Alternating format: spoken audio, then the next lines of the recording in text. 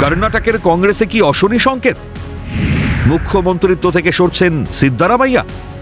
কর্ণাটকের কংগ্রেসেও কি বিজেপির থাবা? বছর দুয়েক আগে পালাবদল হয়েছে কর্ণাটকে। বিজেপিকে হারিয়ে বিপুল জনাদেশ নিয়ে ক্ষমতায় আসে কংগ্রেস। মুখ্যমন্ত্রীর কুর্সিতে বসানো হয় সিদ্দারামাইয়াকে, উপমুখ্যমন্ত্রী করা হয় ডি.কে. শিবকুমারকে। কিন্তু এই দুই নেতার দ্বন্দ্বে যেন জেরবার হাতশিবির। প্রথম থেকেই শিবকুমারের আছে মুখ্যমন্ত্রী হবার বাসনা। হাইকমান্ড অবশ্য বেছে নিয়েছিল সিদ্দারামাইয়াকে। শিবকুমার গোষ্ঠী চায় তাকে সরাতে চান না প্রবীণ নেতা সিদ্দারামাইয়া।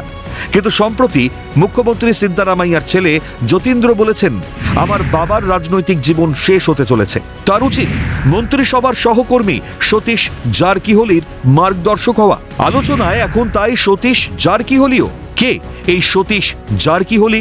বেলগাঁওয়ের জারকিহোলি পরিবার বরাবর কংগ্রেসের সঙ্গে এবং শিবকুমারের বিরোধী।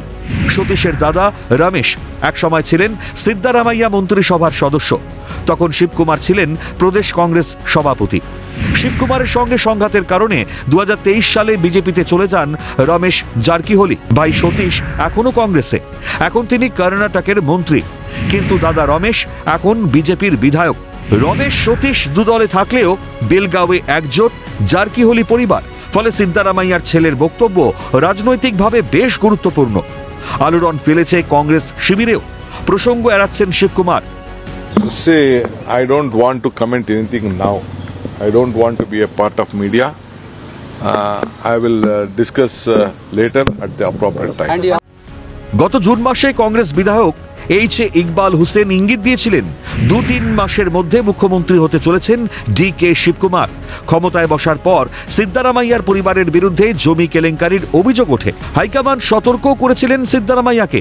দুর্নীতির অভিযোগ প্রমাণিত হলে ব্যবস্থা নেওয়া হতে পারে বলে ইঙ্গিত ছিল।